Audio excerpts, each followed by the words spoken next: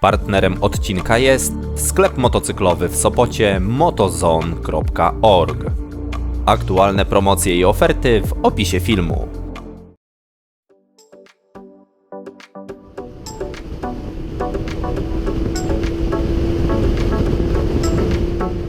Jeszcze do niedawna, żeby zacząć swoją przygodę z motocyklami, trzeba było się trochę natrudzić. Trzeba było odbębnić godziny, trzeba było zdać jakąś teorię, trzeba było zdać jakąś jazdę. W zasadzie zdobycie uprawnień na kierowanie motocyklami nie różniło się zbyt wiele od uprawnień na samochody. Stres na egzaminie, całkiem sporo nauki, jeżeli chodzi o nasze czasem zawiłe, a czasem niezrozumiałe przepisy. I jak się udało przez te wszystkie perypetie przejść, to dopiero można było zabrać się za zakup swojego pierwszego motocykla.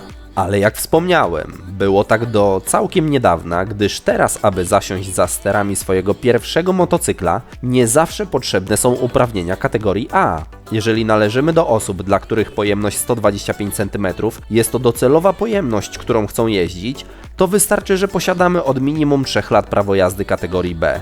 W całkiem niedawno opublikowanym filmie, który swoją drogą cieszy się już dużą popularnością, wymieniłem Wam, jakie są fajne nowe motocykle o pojemności 125 cm3. Jeżeli go jeszcze nie widzieliście, to zapraszam do obejrzenia, a w tym filmie powiem Wam, jakie jest 125 powodów, dla których warto kupić motocykl o pojemności właśnie 125 cm3. Zapraszam na film.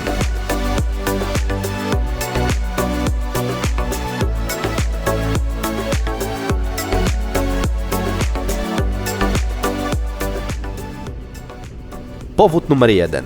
Cena. Motocykle klasy 125 cm, patrząc na rynek nowych motocykli, są to najtańsze motocykle dostępne w salonach sprzedaży u każdego dealera. I nie będę mówił tutaj o cenach, bo o nich mówiłem właśnie w tym filmie, jeszcze raz zachęcam do obejrzenia, ale głównie chodzi o to, że jeżeli nie mamy zbyt dużej gotówki na wydanie, to zakup takiego nowego egzemplarza o pojemności 125 cm3 nie zrujnuje naszego portfela. Nawet jeżeli zdecydujemy się na używane egzemplarze, to również nie będą to super drogie maszyny. Oczywiście można porównać zakup takiej używanej 125, za którą damy na przykład 15 tysięcy złotych, do zakupu R1 za 15 tysięcy złotych. I ktoś powie, no halo, w tej samej cenie, a jaka rakieta? Weźmy tylko pod uwagę, że ta 125 za 15 tysięcy złotych to będzie kilkuletnia sztuka w dobrym stanie, a ta R1 to będzie już pewnie pełnoletni egzemplarz z masą rzeczy do zrobienia. Powód numer 2. Tani serwis. Ten punkt mógłby być w zasadzie połączony z punktem numer 1, gdyż to, że kupujemy najtańszy egzemplarz, czytaj najmniejszy, z oferty dealerskiej, nie wiąże się tylko z tym, że zostało na niego zużyte najmniej materiałów, bo to są najmniejsze silniki, najmniejsze motocykle. Z reguły te mniejsze, tańsze motocykle mają również mniej elektroniki, mniej zaawansowanej technologii, jak również do ich konstrukcji potrzeba było tych mniej zaawansowanych części. Dzięki temu, że kupiliśmy 125 cm3, nie musimy wymieniać łańcucha czy opon tak często, jak robi się to posiadając motocykl dla przykładu R1. I nie chodzi mi o to, że nie spalimy gumy w takim 125, bo spalimy. Chodzi o to, że charakterystyka, moc tych silników po prostu tak szybko nie zużywa tych części. Co więcej, nawet jeżeli przyjdzie do wymiany opon, do wymiany łańcucha, do jakiegoś ogólnego serwisu czy naprawy w takim motocyklu, to nie będzie to super kosztowne. Mechanik nie każe nam iść po kredyt do banku, ponieważ bierze się za rozbiórkę zaawansowanego silnika w naszym litrowym motocyklu.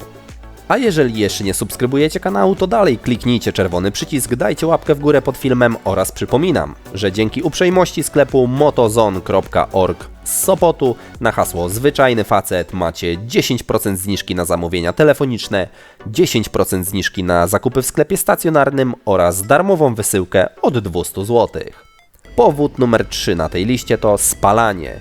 No tutaj chyba nie muszę za bardzo się rozwodzić, o co chodzi. W czasach, kiedy litr paliwa nie kosztuje 1,67 zł, ani nawet 4 zł, a spokojnie dochodzimy do progu 7 zł za litr, to rozglądając się za motocyklem, który jednocześnie będzie naszym środkiem komunikacji w życiu codziennym, w dojazdach do pracy, jak również przejażdżki po pracy, to im mniej wydamy na przejechanie 100 km, tym lepiej. A takie motocykle 125 cm3 palą tyle co nic. Zapaleńcy eco-drivingu potrafią zejść poniżej 2 litrów. Zwykli użytkownicy to spalanie do 2,5 litra, no i hardkorowcy dochodzą do 3,5. Ale co tu dużo mówić, zwykły Kowalski w codziennym użytkowaniu będzie miał zapewne spalanie około 2-2,5 litra na 100 km, czyli nawet 2-3-krotnie mniejsze jak spalanie u jego większych braci. Co więcej, tankowanie co 400-500 km to nie jest tankowanie co 150-200, a więc komfort użytkowania takiego motocykla, w którym nie trzeba co 2 dni być na stacji benzynowej, jest również nieporównywalnie większy. Powód numer 4. VMAX. I tutaj znajdą się oczywiście tacy, co powiedzą, że prędkość maksymalna na poziomie tych 120 km na godzinę i moc około 15 koni mechanicznych w 125 cm3 to jest jakieś nieporozumienie. A ja powiem tak, biorąc pod uwagę przepisy ruchu drogowego, ograniczenia prędkości w mieście, nowy taryfikator mandatów i ich wysokości, to uważam, że sprawne rozpędzanie się do tych 60-70 km na godzinę w takiej 125 jest więcej jak wystarczające, aby komfortowo poruszać się w miejskim ruchu. Ponadto to, że taką maszyną 125 nie rozpędzisz się w 3 sekundy do setki, a w 7 sekund do 200 km na godzinę, to jest akurat duża zaleta. Raz, że nie będzie Cię tak korciło, aby odkręcić manetkę. Dwa, że łatwiej będzie Ci przeżyć wypadek przy 70, jak przy 150 km na godzinę. Powód numer 5. Gabaryty i moc. Takie 125 cm3 ważą 100-140 kg. Biorąc pod uwagę, że większe motocykle potrafią ważyć 180-220, a duże cruziery to nawet 300-400 kg, to można by powiedzieć, że jeździmy niemalże rowerem. I tak też się czuje człowiek jadąc taką 125 cm. Łatwość prowadzenia jest niemal idealna, nie boimy się, że gdzieś się przechylimy. Nawet jak do takiego przechyłu dojdzie, to bez problemu utrzymamy motocykl i podniesiemy go do pionu. Ogólnie rzecz biorąc, łatwo jest okiełznać, nie straszą mocą, nie straszą wagą. Każdy początkujący motocyklista da sobie z nim radę. Jak odkręcimy za mocno manetkę w zakręcie, czy na mokrej nawierzchni, to nie ma takiego strachu, że zaraz będzie szlif. No i myślę, że to są najważniejsze powody, dla których warto kupić 125 cm3. Pozostałe 120 powodów jest dla mnie już mniej istotnych, a nie chcę Wam zajmować całego dnia wymieniając je. Ale może w komentarzach wymienicie pozostałe 120 powodów, numerując je. Jak będą spójne z moimi, to dam przy nich komentarz lub serducho. A już niedługo wymienię Wam 125 powodów, dla których nie warto kupować 125. Dzięki bardzo za oglądanie, na razie, cześć!